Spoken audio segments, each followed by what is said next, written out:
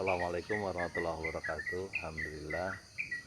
Alhamdulillahillazi hadana li hadza wa ma kunna linahtadiya laula an hadanallah.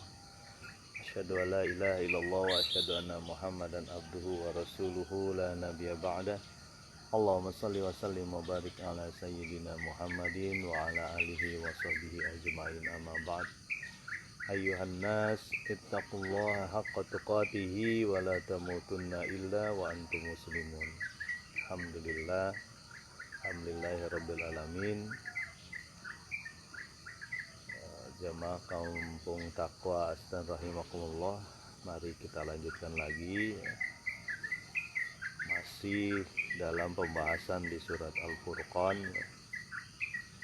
Kita tahu bahwa kemarin kita sampaikan setiap nabi mempunyai musuh, ya. Itu sudah biasa, ya. Ada musuh-musuh dari orang-orang yang berdosa, ya, dari orang-orang mujrimin, ya, orang-orang yang berdosa.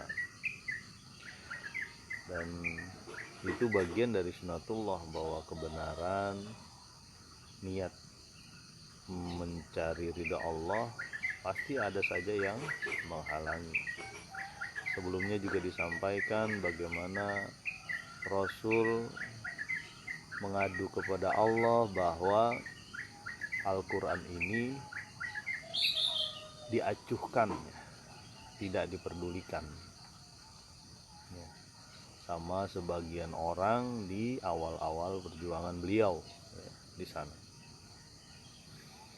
Itu yang kemarin kita sampaikan. Mari kita lanjutkan lagi di ayat yang ke-32, ayat 32 surat Al-Furqan, ya. Ayat ke-32. Bismillahirrahmanirrahim.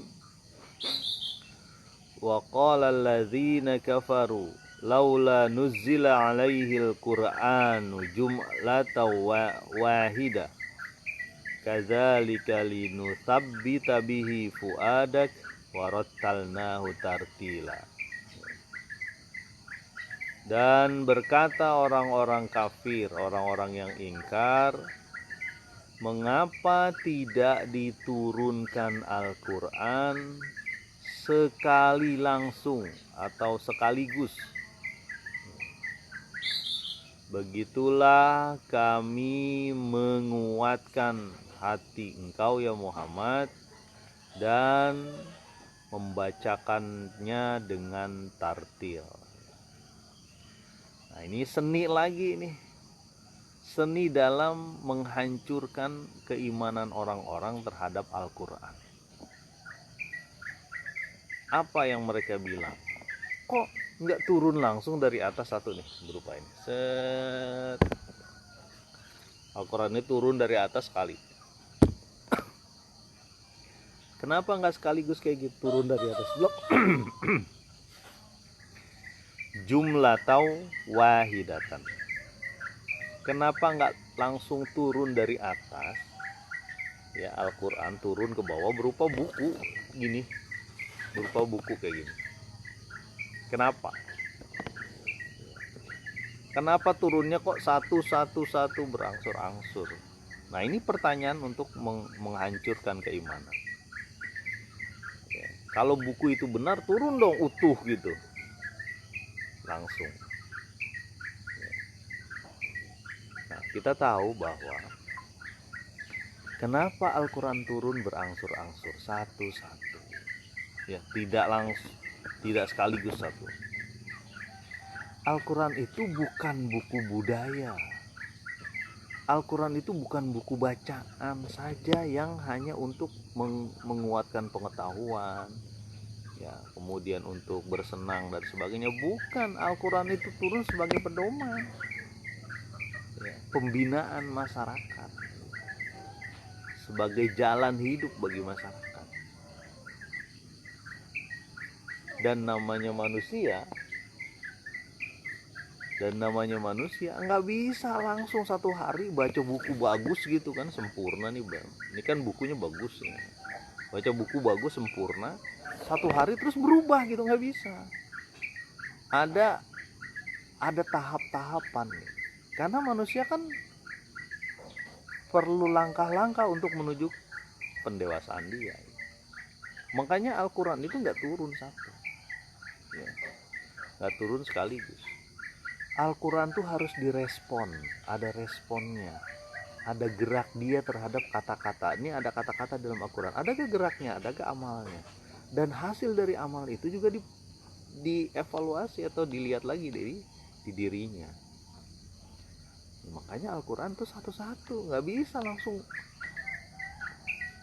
Contoh gampang lah, untuk haji aja, perintah untuk berhaji itu kan butuh waktu berhari-hari, dan itu harus ada manasikakum, harus ada tata caranya. Untuk sedekah ya, sedekah juga butuh waktu. Bagaimana kita bersedekah, kan nggak langsung sedekah gimana langsung hari itu misalnya, ataupun niat untuk bersedekah kan dibangun dulu ya. Jadi Al-Quran itu juga ada tahap-tahapan. Karena apa? Dia adalah jalan hidup. Di satu sisi dia juga bentuk tarbiyah, bentuk apa? Pembinaan terhadap diri manusia insan. Karena manusia Allah tahu. Gitu. Kemarin saya sampaikan bagaimana pengharaman khamar, ada waktunya. Gak bisa langsung bilang khamar haram gitu. Selama ini di sana seperti minum teh, kayak kita lah dilarang minum teh, gimana cara? Sebagian besar mungkin Indonesia itu, di Indonesia ya, suka minum teh, dilarang haram teh, gimana coba? Ya perlu ada satu-satu, seperti pengharaman khamar ya. Coba kita lihat misalnya salah satu perintah sedekah misalnya ya, setiap muslim itu wajib sedekah. Wajib sedekah itu. Kemudian para sahabat nanya, kalau dia tidak mendapatkan apa-apa yang buat dia sedekahkan? Kata Nabi, dia bekerja, dia mengambil penghasilannya dan dia pakai buat bersedekah. Itu nomor satu. Kemudian ditanya lagi, kalau dia nggak bisa bekerja, dia membantu orang lain, dan itu sedekah, kata Nabi. Nomor dua. Jadi kalau yang pertama dia bersedekah, ya oke. Kalau nggak bisa, dia bekerja, lalu dia dapat uang, lalu dia buat dirinya sendiri dan dia bersedekah. Yang kedua, kalau dia nggak bisa, dia membantu orang lain, itu sedekah. Gitu. Yang ketiga, kalau nggak bisa juga, dia menjaga dirinya untuk tidak berbuat kerusakan pada orang lain, itu sedekah. Dia berbuat baik, menjaga dirinya tidak melakukan kerusakan pada orang lain, itu pun sedekah. Jadi sedekah aja ada beberapa tahap, tergantung kondisi ya. Makanya Al-Quran itu satu persatu. Untuk kewajiban berperang misalnya, berjihad di jalan Allah, perlu ada persiapan. Pernah Nabi melarang seorang anak yang belum cukup ya, namanya Samurah bin Jundab kalau tidak salah ya saya. Samurah dengan Rafi.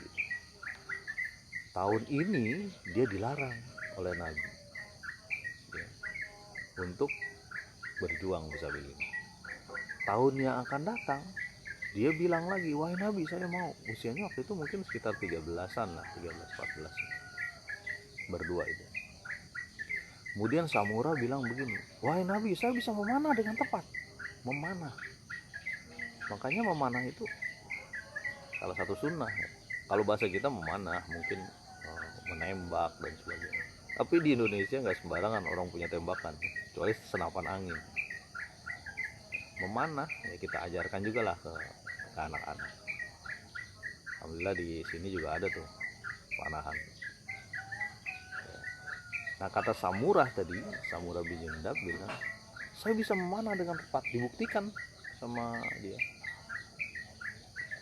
Kemudian kata Rafi bilang, wahai Nabi, saya bisa membanting Samurah gitu. Wow, berarti lebih ini lagi karena dia bisa membanting Samurah gitu. Berarti fisiknya juga kuat. Nah itulah kadang-kadang kita nih orang-orang tua di Indonesia cuma mikirin sebagian cuma mikirin otaknya anak-anak, fisiknya kurang dikit, hatinya kurang. Otak anak-anak, wah pinter gak nih orang ini, coba lihat rapotnya, coba lihat ada A-nya berapa, ada I-nya berapa. Sementaranya fisiknya dia lemah, biasanya main game, wah di rumah nggak bisa nggak ngapa-ngapain. Mungkin dia pinter satu, tapi di sisi lain dia kurang. Begitu lu hatinya ngelihat ibu bapaknya bekerja, dia diem aja kan, nggak ada geraknya. Tiga itu harus diikutin, ada pikiran, ada hati, kan ada fisik, itu harus disamakan, diimbang, tawazun lah kalau bahasa kita, seimbang. Sekali lagi ya, tadi kepada Samurah bin Jundab dan Rafi itu diizinkan oleh Nabi ketika dia sudah membuktikan bahwa dia bisa memanah dengan tepat. Jangan sampai di perjuangan di fisabilillah dia malah jadi merusak ini. Selamat datang Sukma, terus semangat terus untuk satu persatu Al-Quran masuk ke dalam hati kita, sehingga satu persatu kita realisasikan, jangan cuma untuk pengetahuan doang. Kembali lagi tadi, kenapa Al-Quran gak diturunkan sekaligus? Karena pembinaan. Kalau ada yang memikirkan Al-Quran hanya untuk informasi, pengetahuan saja, cuma untuk dikaji sebagai ilmu saja, lalu dia meninggalkan proses pembinaannya sendiri, itu dia gagal dalam memahami Al-Quran. Sekali lagi ya, Al-Quran ini bukan untuk hanya informasi saja. Oh pinter dengan Al-Quran, tahu gini, tapi nggak ada perubahan di dirinya, tidak ada perubahan di masyarakatnya, sama saja gagal gitu. Jadi kita baca Al-Quran, melatih anak-anak baca Al-Quran itu bukan cuma untuk bacaannya aja kemudian dibagus-bagusin, tidak. Tetapi apa yang dilakukan? Yang dilakukan adalah membuat perubahan dengan Al-Quran, sehingga dia bersama-sama jalan menuju Allah Subhanahu Wa Taala. Itu Al-Quran. Itu yang tidak dipahami oleh orang-orang Quraisy. Kenapa nggak berbentuk satu aja turun dari atas jebret gitu? Al-Quran itu bukan buku budaya.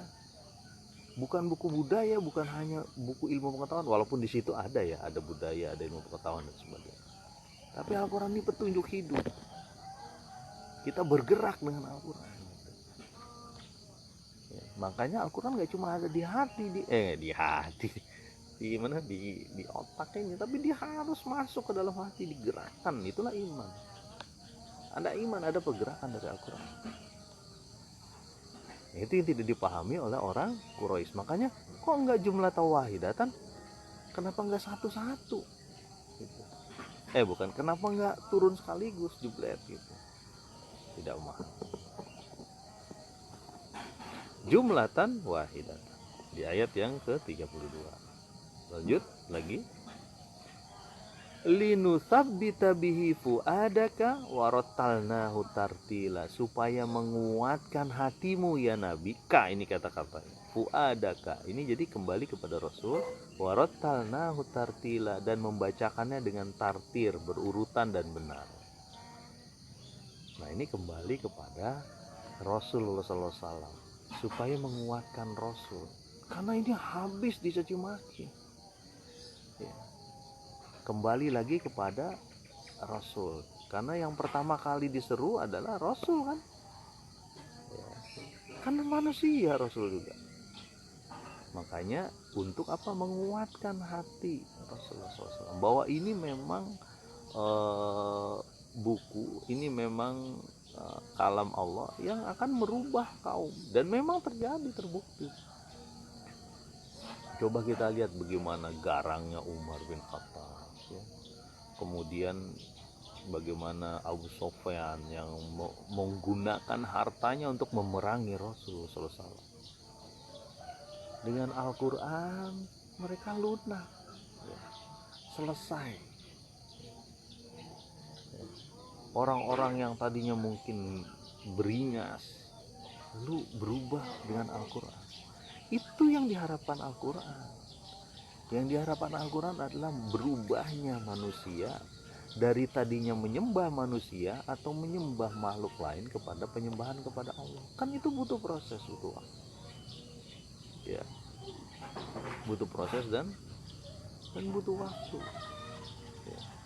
Nabi SAW pernah diambil nih selendangnya. Selendang Nabi diambil sampai kelihatan ada bekasnya sama orang Baduy, ya, Arab Baduy. Ya. Kemudian dibilang begini, wahai Nabi, berikan dong apa yang diberikan Allah kepadamu gitu.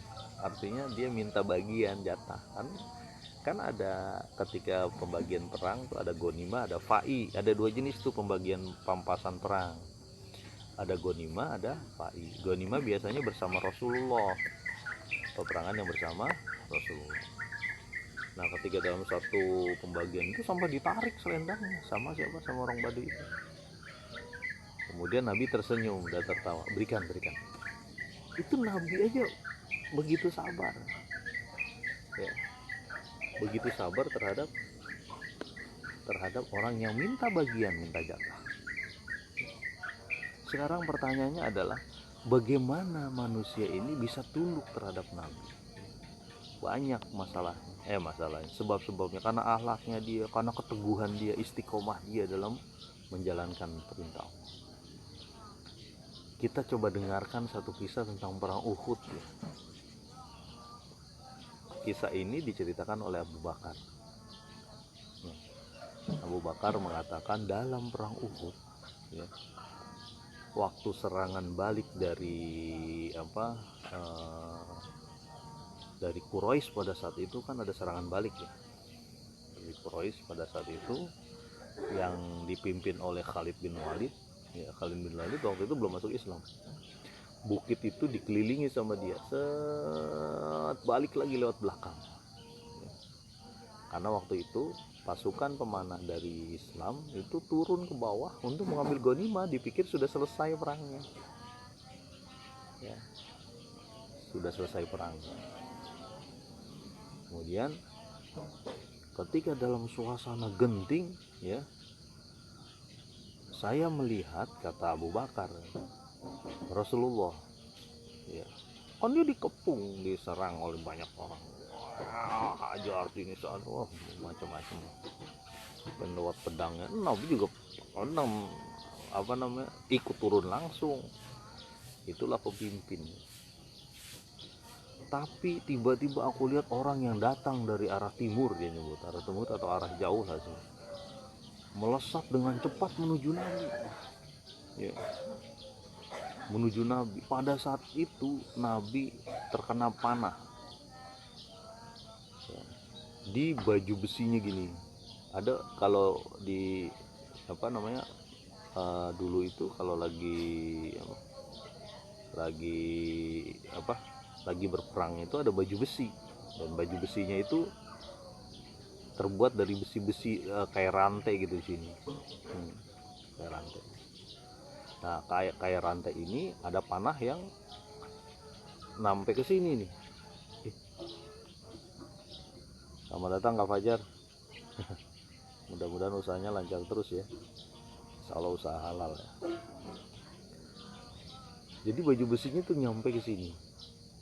Baju besi ini, panahnya nyampe sini, dan dengan tekanan panah yang tinggi, yang cepat itu, rantai-rantai besi yang di sini Nabi itu nancep ke pipinya sini,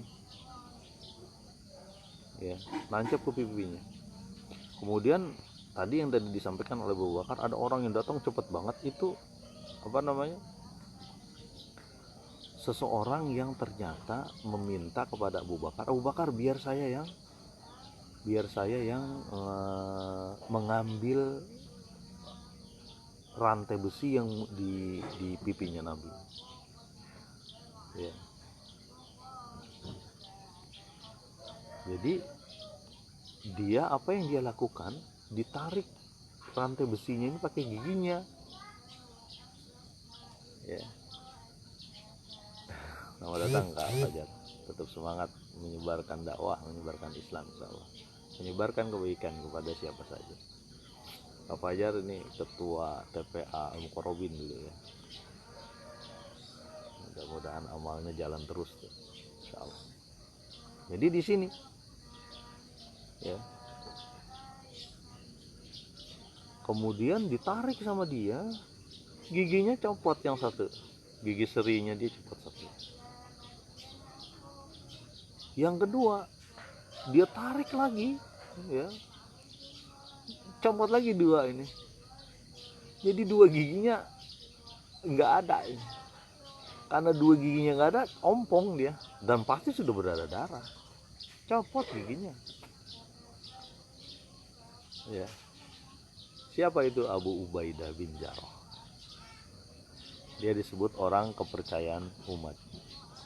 Aminal umat. Orang kepercayaan umat ini adalah Abu Ubaidah bin Jarrah. Coba kita lihat dari kisah itu, Rasulullah meyakini bahwa orang-orang di sekitar Rasulullah meyakini bahwa Rasulullah memang teguh hatinya dan itu butuh proses. Bisa kebayang sampai dia sampai luka-luka. Sampai Nabi pernah ngomong di saat itu, bagaimana mungkin umat ini dapat hidup ya, atau berlangsung ketika nabinya dilukai seperti ini gitu. Ya, ketika nabinya dilukai seperti ini. Padahal nabinya itu mengajak kepada Allah. Itu kata Nabi. Dan kita bisa bayangkan bagaimana peperangan pada saat itu kan, dia kan one by one, satu-satu, nggak tembakan jarak jauh, pendek. Dan itu ada prosesnya. Kadang hati manusia itu bisa luluh dengan kekuatan. Ada sesuatu yang bisa diluluhkan oleh kekuatan. Di antaranya itu perang. Makanya di Indonesia tuh alhamdulillah dengan peperangan itu bisa apa? Bisa eksis Indonesia itu.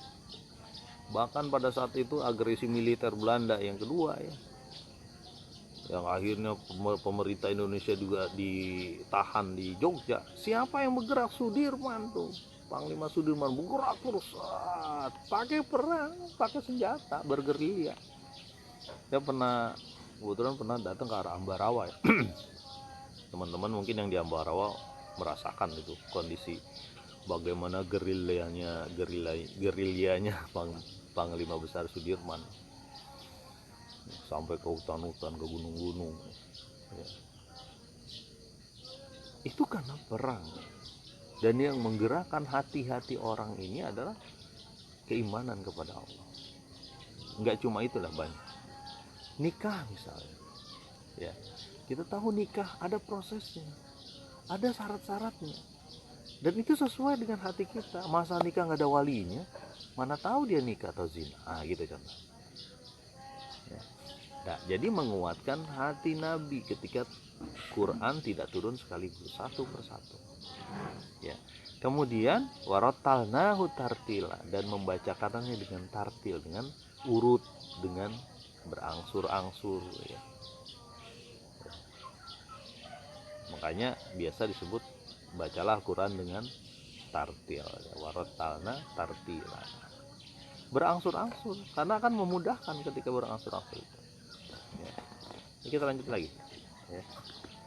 Ayat 33 surat Al-Furqan. Wala ya'tunaka bimatsalin illa ji'naka bil haqq wa ahsana tafsira, dan tidaklah ya yang mereka bawa kepada engkau, entah alasan dan sebagainya, illa ji'naka bil haqq, pasti akan dikembalikan atau disampaikan kepada engkau berupa kebenaran. Wa ahsana tafsira, dan penjelasan yang lebih baik. Nah, ini jaminan dari Allah Subhanahu wa taala bahwa kan banyak cara-cara debat mereka itu. Ya, kayak kemarin debat, kok miskin kan? Kok Nabi miskin, kok nggak ada malaikat yang nemenin dia gitu ya, macam-macam dia semua. Kok nggak punya duit, kok nggak ada perbendaharaan, dia nggak ada kebunnya dia Nabi gitu. Wala ya'tunaka bimasalin illa ji'naka bil haqq. Ini bukan masalah debat untuk membuat orang jatuh kalah, bukan. Ini masalah bil haq, dengan kebenaran. Ini masalah kebenaran. Jadi ketika dia menyampaikan sesuatu pasti akan dibalas, dijanjikan oleh Allah dibalas dengan yang baik gitu. Dibalas dengan kebenaran apapun yang disebutkan orang-orang Quraisy waktu itu ya. Termasuk orang-orang mungkin yang sekarang yang mau menjatuhkan, menghancurkan Al-Quran, dia akan melihat sendiri bagaimana Al-Quran sampai sekarang tetap tegak gitu. Ya. Illa ji'naka bil haqq, datang kepada dia dengan hak, dengan benar. Jadi ini jaminan dari Allah, Allah akan membela Nabi SAW ya. Ketika orang Quraisy bilang itu malaikat itu anaknya Tuhan, anaknya Allah, itu anak-anak perempuannya Tuhan, disampaikan oleh Nabi bagaimana bahwa malaikat itu pesuruh Allah, bukan anak-anaknya, pesuruh juga dia ya, ya. Perintah, diperintahkan oleh Allah. Nabi pernah bilang begini sama Jibril, wah Jibril, bisa gak engkau datang ke sini nggak cuma sekali gitu, maksudnya dalam satu hari atau lebih sering lah gitu. Apa kata Jibril? Aku hanya diperintahkan Allah, tergantung Allah maunya apa gitu kira-kira, suka-sukanya. Bah, nanti biar saya aja Bah, nanti ini Bah putih, biar saya aja nanti yang buang, biar aja saya yang buang. Taruh sini aja. Itu situ aja, jangan nanti gitu. Nggak usah di situ aja nanti gitu.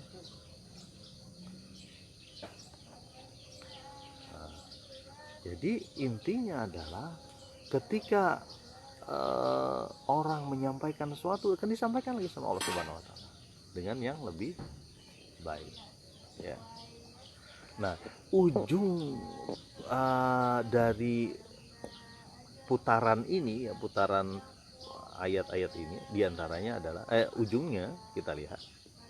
Ini ujung yang mengerikan. Alladzina yuhsyaruna ala wujuhihim ila jahannam ulaika syarrum makana wa adallu sabila. Satu hari di mana mereka dikumpulkan orang-orang tadi, orang-orang yang bilang bahwa kenapa nggak turun sekaligus, orang-orang yang menghina Rasul lah, orang-orang yang berusaha menghancurkan keimanan kepada Al-Quran. Alladzina yusyaruna ala wujuhihim ila jahannam, di mana dikumpulkan orang-orang tersebut dengan wajahnya yang diseret, wajahnya yang diseret ila jahannam, wajahnya ditarik ke jahannam. Ulaika syarrum makana, itulah sejelek-jeleknya tempat, wa adallu sabila, sejelek-jeleknya jalan. Orang-orang ini diseret mukanya, yang tadinya mukanya begitu membanggakan dia ya, dengan kesombongan dia, diseret oleh Allah menuju jahanam ya, dengan malaikatnya, menuju jahanam. Orang-orang yang ini ngejelekin Nabi, orang-orang yang bilang Al-Quran itu bohong, orang-orang yang bilang Nabi itu kena sihir, Nabi itu majnun, Nabi itu orang yang gila ya, itu diseret Allah yuhsyaruna ala wujuhihim, diseret nih, mukanya itu tarik. Bisa kebayang oleh kita diseret dengan kasarannya begitu sakit, apalagi diseret mukanya nyengser di bawah tanah. Ini supaya mengingatkan orang-orang ini, supaya kamu tuh bakal bisa begitu. Pilihlah Al-Quran sebagai jalan hidup. Nggak usah ditanya-tanyakan kenapa kok sekali, kenapa cuma turun sekali, kenapa nggak ada temennya, nggak ada malaikat yang turun datang kalau perlu bawa Al-Quran ini datang nih Nabi gitu. Alasan yang mengada-ngada, yang Allah sampaikan tadi bakal diberikan yang lebih baik, yang hak gitu. Ya, mudah-mudahanlah kita tidak menjadi orang-orang yang diseret wajahnya oleh Allah ke dalam neraka. Karena apa? Karena menolak Al-Quran. Karena apa? Karena menganggap Al-Quran cuma buku informasi aja. Itu bisa salah loh. Jangan salah. Kalau kita menganggap Al-Quran itu cuma buku pengetahuan saja, nih buku ini, buku pengetahuan saja supaya orang jadi pinter baca Quran, oke bagus, udah selesai. Nggak bisa begitu. Al-Quran itu harus diamalkan, ya. Ya. Makanya ayatnya kan wal as innal insana lafi husr illal ladzina amanu wa amilus sholihat wa tawassaw bil haqq. Jadi harus beriman, harus beramal, dan harus menyampaikan kepada orang lain. Ya, Al-Quran pun begitu, harus diimani, harus diamalkan sesuai dengan Al-Quran dan disampaikan kepada orang lain. Jangan didiemin aja, surga itu luas banget. Jangan kita doang yang pengen surga gitu. Ajak saudara kita, ajak adik kita, ajak suami kita, ajak istri kita, ajak nenek kita, mertua kita, banyak bener deh, tetangga kita. Jangan diam aja. Ayo bergerak terus jalan, sehingga satu persatu ayat-ayat Al-Quran yang masuk ke dalam diri kita membuat kita bergerak, beramal, jalan terus, bismillah. Jangan sampai kita nanti diseret ini muka kita gitu. Ya. Mudah-mudahan bermanfaat. Satu persatu, pelan-pelan kita masuk terus, jalan menuju Allah Subhanahu Wa Taala. Ajak saudara-saudara kita yang lain. Gerakan Al-Quran, gerakan dakwah kepada Allah, gerakan Islam, ya. Gerakan jalan menuju hidayah, insya Allah. Insya Allah, mudah-mudahan siapapun itu, Nabi juga begitu ya, awal-awalnya memang sama. Nanti kita lihat bagaimana berhubungan dengan kafir zimmi. Kafir zimmi itu kafir yang tidak menyerang Islam, nggak boleh dibunuh juga, nggak boleh itu ya. Kita tetap menghormatinya. Nabi Muhammad SAW itu memberi pesan, orang yang masuk ke dalam biara-biara ataupun tempat ibadah itu jangan diganggu, nggak boleh diperangi gitu. Ketika dalam perang nih, orang-orang yang masuk ke situ jangan diganggu, yang tidak memerangi nggak boleh diperangi kita gitu. Sampai ada salah satu wanita yang pernah terbunuh di dalam masa perang waktu Nabi itu, disebutkan oleh Nabi bahwa dia mengingkari, artinya itu tidak boleh membunuh wanita, anak-anak, orang tua, termasuk orang yang datang ke biara-biara dan sebagainya, biara mungkin gereja waktu itu nggak boleh dibunuh, ada adab-adabnya ya. Orang yang memerangi aja, tapi kalau dia perempuan militer gitu kan, memerangi Islam, dibunuh ya. Mudah-mudahan tetap berdoa kepada siapapun, termasuk kepada keluarga kita, mungkin belum mendapat hidayah, minta sama Allah supaya mendapat hidayah, walaupun hasilnya nanti urusan Allah ya. Kayak Nabi Ibrahim sama Azar kan bapaknya kan, biar bagaimana dia berdoa, tapi ya Allah menghendaki. Seperti Nabi Nuh, anaknya kafir dia ya. Mudah-mudahan bermanfaat, tetap semangat terus menggerakkan Al-Quran dalam kehidupan kita, insyaallah. Subhanakallahumma wa bihamdika asyhadu alla ilaha illa anta astaghfiruka wa atubu ilaik. Assalamualaikum warahmatullahi wabarakatuh.